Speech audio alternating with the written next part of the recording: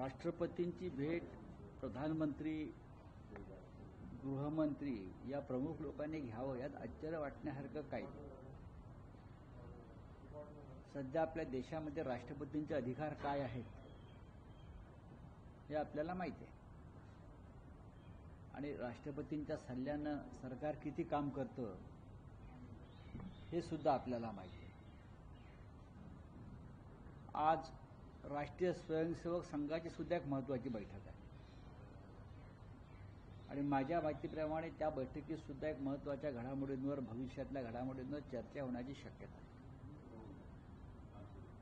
जे सातत्यानं सांगितलं जातं की सप्टेंबर महिन्यामध्ये देशामध्ये महत्त्वाच्या राजकीय घडामोडी घडतील,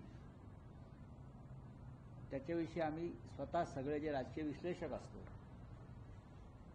जे आमच्या कानावर गोष्टी येत असतात, तर आम्हालाही वाटतं की सप्टेंबर महिन्यामध्ये या देशामध्ये महत्त्वाच्या राजकीय घडामोडी घडू शकतात.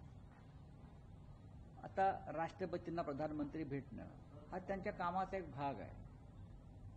ते राष्ट्रपतींना भेटायला जातात हेच महत्त्वाचं आहे. राष्ट्रपतींना ते भेटायला बोलवत नाहीत ही बातमी आहे. या देशात सध्याचं एकंदरीत कामाच्या पद्धती पाहता काही होऊ शकतं. ठीक आहे, पाहू काय होत आहे ते. सर, निशिकांत दुबे यांनी म्हटलंय की मुंबईमध्ये फक्त 30% मराठी लोक आहेत आणि मुंबईला बनवण्यासाठी उत्तर प्रदेश, बिहारी लोकांचा मोठा वाटा आहे. पालिका निवडणुकीत दोन्ही ठाकरे, मनसे आणि शिवसेना दोन्ही संपूर्ण असतील असाही दावा त्यांनी केला. बघा, तुम्ही फार महत्त्व देता एखाद्या व्यक्तीला जो महाराष्ट्राच्या विरुद्ध, मराठी माणसाच्या विरुद्ध बोलतो आहे आणि त्या बोलण्याला राज्याचे मुख्यमंत्री देवेंद्र फडणवीस हे एक प्रकारे त्यांचं समर्थन करतायत. आपण सगळ्यांनी, दिल्लीतल्या लोकांनी या प्रवृत्तींना खतपाणी घालू नये. हा महाराष्ट्राच्या आणि मराठी माणसाच्या अस्मितेचा विषय आहे. असे अनेक दुबे आले आणि गेले. मुंबईसह महाराष्ट्र अखंड आहे. 106 हुतात्म्यांच्या बलिदानातून ही मुंबईसह महाराष्ट्र आपल्याला मिळालेलं आहे आणि ते 106 हुतात्म्यात दुबे, चौबे, मिश्रा नाहीत, बरं का. हे या निशिकांत दुबे यांनी समजून घेतलं पाहिजे. छातीचा कोट करून महाराष्ट्र लढला, मराठी माणूस लढला, गिरणी कामगार लढला, तेव्हा ही मुंबई मराठी माणसाला मिळाली. आता ते म्हणतात की कोणाच्या घामातून, श्रमातून तुम्ही ते पैसे कमवायला आलात ना. तुम्ही घाम गळायला आलात म्हणजे तुम्ही मुंबई ओरबडायला आलात. तुमच्या राज्यामध्ये नोकऱ्या, उद्योग, धंदे नसल्यामुळे तुम्ही मुंबईत आलात. नाहीतर तुम्ही कशा करताय? आपण इकडला पैसा मुंबईच्या बाहेरच घेऊन चाललात, आपल्या राज्यातच घेऊन चाललेला. हे दुबेला कळायला पाहिजे. मराठी माणसाच्या पोटावर आपण मारून ही मुंबई तुम्ही लुटत आहात, हे सुद्धा तेवढंच खरं आहे ना. आपण काय मुंबईचं फार मोठं भव्य अशी मुंबई निर्माण करण्यासाठी ते आला नाहीत ना. एकीकडे पंतप्रधान नरेंद्र मोदी सातत्यानं नेहरूंचं नाव घेऊन टीका करतात, महात्मा गांधींचं देखील सातत्यानं धोरणाबद्दल बोललं जातं. मात्र आता गडकरींनी नेहरूंचं आणि महात्मा गांधींचं नाव घेऊन कौतुक केले, स्तुती केली. नितीन गडकरींनी किंवा अन्य कोणी पंडित जवाहरलाल नेहरू, महात्मा गांधी यांचं नाव घेऊन देशाच्या जडणघडणीतल्या आणि विकासातल्या योगदानाविषयी जर ते काही बोलले असतील तर त्यात चुकीचं काय आहे? भारतीय जनता पक्षामध्ये आणि सरकारमध्ये सध्या सगळ्यात समजदार मंत्री कोणी असेल तर ते नितीन गडकरी हेच आहेत. म्हणजे नितीन गडकरी यांनी नेहरूंचं नाव घेतलं याबद्दल त्यांच्यावर कारवाई तर होणार नाही ना, अशी शंका मला येते. म्हणजे नेहरूंचा किती द्वेष असावा. आमच्या मुंबईमध्ये मेट्रो रेल्वे स्टेशन आहे, ते कुठे आहे? त्यांनी म्हटलंय बघा ना, विज्ञान केंद्र, सायन्स सेंटर. मुळात ते नेहरू सायन्स सेंटर आहे, पण नेहरू काढलं नाव. मुंबईत वरळीमध्ये नेहरू सायन्स सेंटर हे एक महत्वाचं ठिकाण आहे, पण मेट्रो स्टेशनला नाव देताना सायन्स सेंटर ठेवलं आणि नेहरू काढलं. एवढा द्वेष जर कोणाच्या पोटात असेल तर त्या देशावर राज्य करायला लायक नाही. बोरिवलीच्या मेट्रो स्टेशनमध्ये संजय गांधी राष्ट्रीय उद्यान आहे. अख्ख्या मुंबई महाराष्ट्राला ते संजय गांधी राष्ट्रीय उद्यान म्हणून माहिती आहे. पण तिकडल्या मेट्रो स्टेशनला नाव देताना त्यांनी राष्ट्रीय उद्यान म्हटलं, संजय गांधी राष्ट्रीय उद्यान म्हटलं नाही. हे या देशाचं दुर्दैव आहे की इतकं द्वेषपूर्ण पद्धतीनं काम करणारे राज्यकर्ते या आम्हाला देशाला लाभलेले आहेत. नेहरूंचं नाव तुम्ही काढता, जी नेहरू सेंटर नावानं, नेहरू सायन्स सेंटर नावानं प्रसिद्ध आहे ती जागा, तिकडे तुम्ही नेहरू काढताय आणि सायन्स सेंटर टाकता. टाका ना नेहरूनं तुमचं काय बिघडवलं? तुम्ही नेहरूचंच खाताय ना. त्याच्यामुळे नितीन गडकरी साहेबांनी नेहरू गांधींचं योगदान जर मान्य केलं असेल तर मी त्यांचं अभिनंदन करतो आणि त्यांच्या समजदारीला सलाम करतो. सर, तिसऱ्या आठवड्यामध्ये डिनर डिप्लोमसी म्हणता की इंडिया आघाडीची उद्धव ठाकरे येणार आहेत का, आणि डिनर डिप्लोमसीमध्ये कोणकोणते विषय चर्चेले जाणार आहेत? इंडिया आघाडीची बैठक 7 तारखेला आहे. संध्याकाळी 7 वाजता राहुल गांधी त्या बैठकीचे निमंत्रित आहेत. त्यांनी सगळ्यांना स्वतः फोन करून या बैठकीचं निमंत्रण दिलेलं आहे. माननीय उद्धव ठाकरे यांच्याशी सुद्धा राहुल गांधींची चर्चा झाली. किमान 3 ते 4 वेळा चर्चा केली आणि आग्रह केला की आपण दिल्लीमध्ये येणं आवश्यक आहे.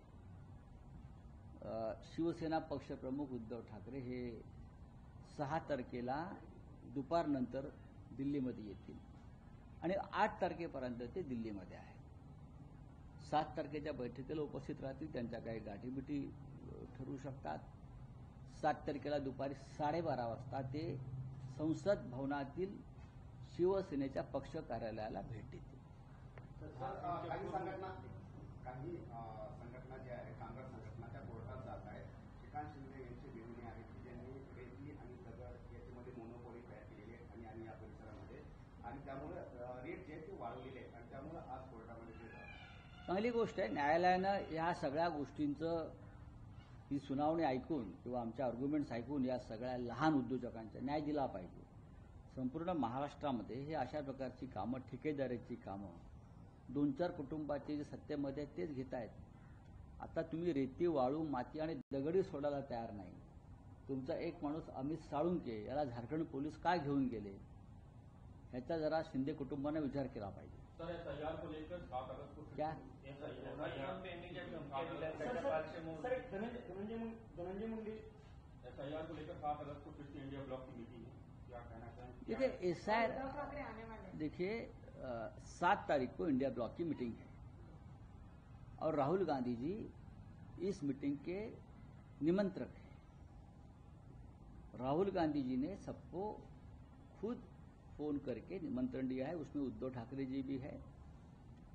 तो उद्धव ठाकरे जी दिल्ली में उस बैठक के लिए आएंगे. 7 तारीख की जो बैठक है, उद्धव जी 6 तारीख को दिल्ली में आएंगे और 8 तारीख तक दिल्ली में रहेंगे. मीटिंग में भी शामिल होंगे, सबसे मिलेंगे. संसद भवन में हमारा जो पार्टी का नया कार्यालय बना है वहां भी जाएंगे और दिल्ली में जो प्रमुख नेता है उनसे मिलने की हम कोशिश करेंगे. इन सब बातों पे चर्चा होगी सर, इन सब बातों पे चर्चा होगी मीटिंग में. बहुत सी बातें हैं ना. सबसे बड़ा तो एसआईआर है, ऑपरेशन सिंदूर है, ट्रम्प का टेरिफ है, देश की स्थिति है, वाइस प्रेसिडेंट के चुनाव को लेकर सभी बातें एजेंडे पे है और हम सब पर बात करेंगे. अगर इतने बड़े नेता दिल्ली में इंडिया ब्लॉक के बैठक में शामिल हो रहे हैं तो सब बातों पर चर्चा हो जाएगी, क्योंकि दिल्ली में बहुत से लोग हैं जिनका बार बार आना नहीं होता है. निशिकांत दुबे कहते हैं कि राज ठाकरे इस इलेक्शंस में खत्म हो जाएंगे. ठीक है, खत्म होने के बाद हम निशिकांत दुबे को बुलाएंगे मुंबई में और दिखाएंगे कौन खत्म हो गया है. हाँ? निशिकांत दुबे कौन है? वो एक उद्योगपति का दलाल है. एक दलाल लोग हैं जो पार्लियामेंट में बीजेपी ने लाए हैं और मुंबई में भी ये लोग दलाली करने आते हैं. उस दलाली को हम रोकने की कोशिश कर रहे हैं, इसलिए ये लोग हमें इस प्रकार की बातें करते हैं. सर, पहलगाम मुंबई महाराष्ट्र की राजधानी है. ये राजधानी दुबे ने नहीं बनाई है. मुंबई और महाराष्ट्र बनाने के लिए, यूनाइटेड महाराष्ट्र बनाने के लिए 106 मराठी लोगों ने अपनी प्राणों की आहुति दी है. उसमें कोई दुबे, चौबे, मिश्रा नहीं है.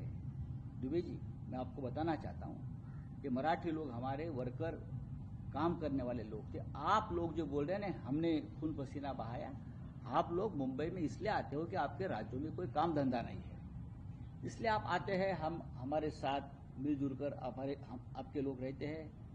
मुंबई ने सबको स्वीकार किया है, लेकिन आप जैसे लोग हैं वो समाज में तीड़ निर्माण करने की कोशिश करते हैं और हमारे यहाँ के जो हिंदी भाषिक है आप उनको भी डिस्टर्ब कर रहे हो। सर ट्रम्प पहलगाम गवर्नमेंट का आतंकवादी एक और बयान आया है। किसका? ट्रम्प तो उनके एक बड़े ऑफिसर ने बयान दिया है कि इंडिया जो है फाइनेंसिंग करके रसिया को ऑयल खरीदने की ऑयल खरीदने की वजह से उसको फाइनेंसिंग कर रहा है और वो यूक्रेन वॉर में कंटिन्यू कर रहा है। मुझे नहीं लगता है कि रसिया को किसी को फाइनेंस करने की जरूरत है, खास करके भारत जैसे देश को।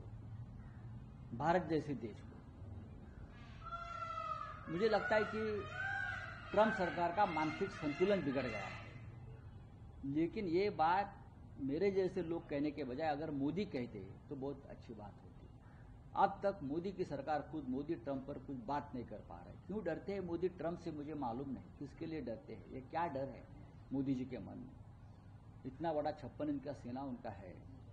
एक बार ठोक दो ना प्रेसिडेंट ट्रम्प को, रामलीला मैदान पर सभा लीजिए, इंडिया गेट पर सभा लीजिए और ट्रम्प की ऐसी की तैसी कर लीजिए, देखेंगे हम भी मोदी में कितना दम है। हमको लगता है देश के प्रधानमंत्री, भारत के प्रधानमंत्री में इस प्रकार का दम होना चाहिए।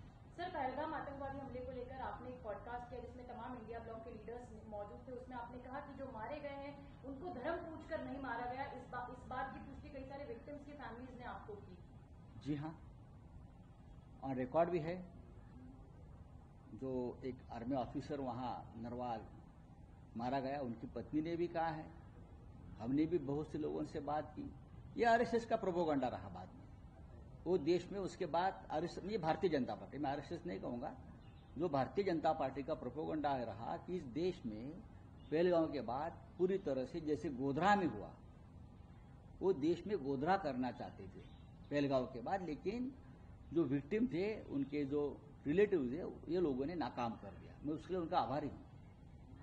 ये पहलगाम के बाद पूरे देश में गोधरा जैसी परिस्थिति निर्माण करने चाहते थे और देश फिर एक बार इस तरह से हिंदू मुसलमान दंगे में आग में लपेटना चाहते थे। इलेक्शन कमीशन पर एक बड़ा आरोप पी चिदम्बरम ने लगाया, कहा है कि बिहार के वोटर्स को जो माइग्रेट हो चुके हैं उन्हें तमिलनाडु में शिफ्ट किया जा रहा है। लगभग 6.5 लाख वोटर्स ऐड किए जा चुके हैं। ये सच है, हम भी उसके ऊपर हमेशा रिसर्च करते हैं। चाहे पी चिदम्बरम जी हो, चाहे राहुल गांधी जी हो, चाहे और भी नेता हो, सबके पास वो पूरी जानकारी है। ये जो है हमारा चुनाव आयोग, ये चुनाव आयोग नहीं रहा है, ये चुनाव आयोग हो गया। सबको चुनाव लगाते हैं, उसको चुनाव लगाओ, उसको चुनाव लगाओ। पूरे देश को चुनाव लगाने का काम ये चुनाव आयोग कर रहा है। तो थैंक यू।